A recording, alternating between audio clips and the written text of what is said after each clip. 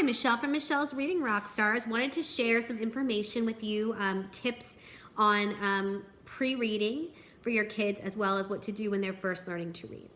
So one of the first things that kids learn about books is that there's an orientation to it. So that basically means that there's a way to hold it so that the words make sense. You know, this, you can't read it like this, upside down.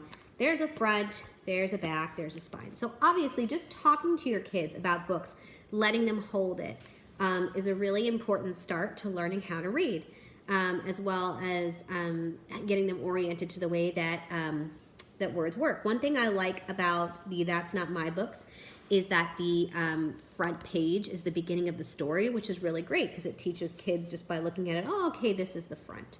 Another thing that I really like about this is that it's also really great for print awareness. So print awareness basically means that you understand that there are spaces and there are words. There are units and these make words and they actually read them and stand for something, and then there's spaces in between them. So anything that doesn't have a ton of writing is really great for this. And so that's one of the reasons I really like these books, is they really can grow with the kids, because as they get older, they can actually work on reading them. But like I said, any book that just isn't overcrowded with words is a really good start for helping your kids understand print awareness. Good illustrations help too in terms of keeping the attention, but just not anything that has an overwhelming amount of words on a page. When you're getting kids ready to start reading, anything that, you don't want something too busy in terms of when they're actually starting to learn to read. Letter recognition is obviously another important part of pre-reading. We teach the kids the alphabet, of course, but we want kids to know that each letter has a sound. And so obviously learning the ABCs is important.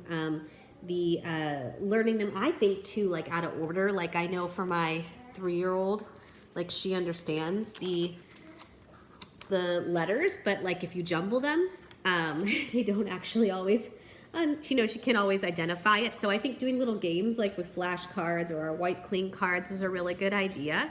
Or these little games where, see, you don't have the whole alphabet on the top, and so they have to just recognize the words. And then this actually uses pictures and animals and stuff too, so that kids can connect the sound with something they're familiar with, which is really important. But we of course have a lot of ABC books, and I'm sure most of you guys do in your home.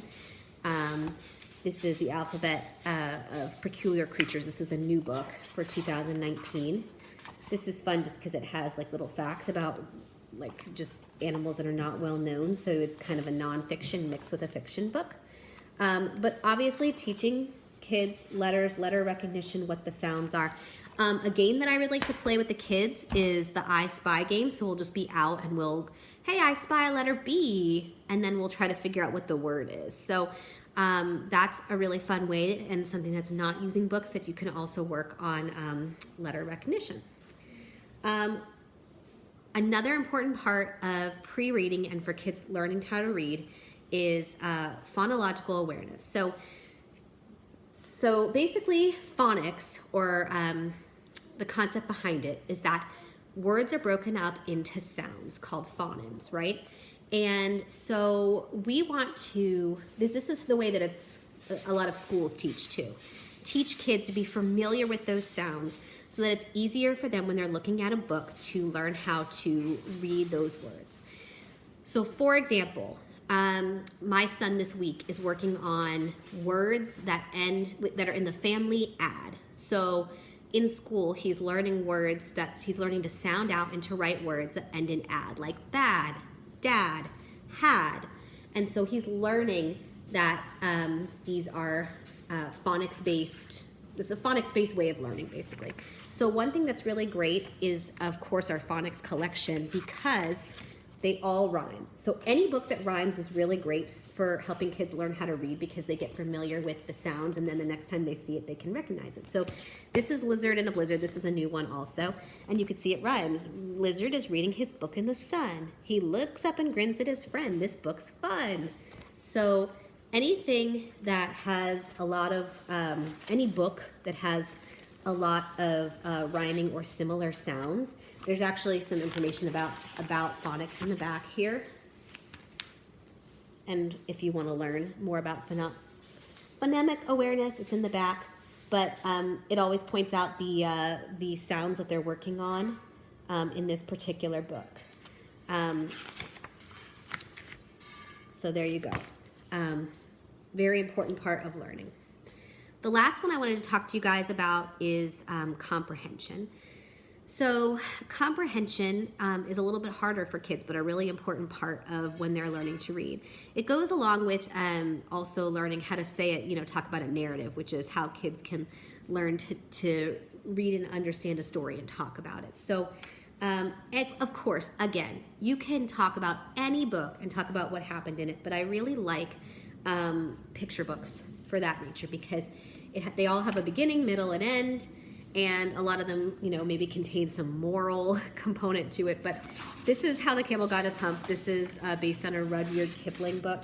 And this is one of my kids' favorite books. But just as an example, you can see in this book, basically, the camel doesn't have a hump. And then he's complaining about, having to do work.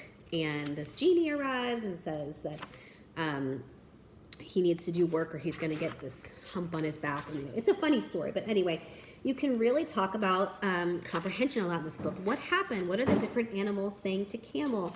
How do you think the camel feels? How do you think the horse feels? What do you think is going to happen next?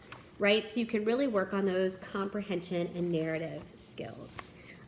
Another great thing for working on comprehension is to look for books that have puzzles or that ask questions in the back.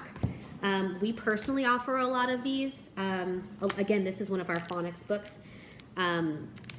So this one is really great for learning to read, as well as in the back here, we have, if I can get to it, pardon me. Okay, we have a bunch of puzzles. So there's fill in the blank, there's rhyming. You can see that this book is well loved. And it really helps kids understand which one do you think the picture goes with the quote. So this is a great one for comprehension because they have to look at the picture and say which one they think is right. A lot of in our beginning reader set also have these. You could see these are little dual readers, which are great because they encourage you to read with your child. So you read this part and your child reads this. And it starts out really simple. In fact, I think this is book 1 in the series, but I think it only has like 8 sounds in it. But you can also see that in the back, again, here's some information about the sounds that are in that. It has little puzzles to help kids understand the sounds and also the comprehension, like what's happening here.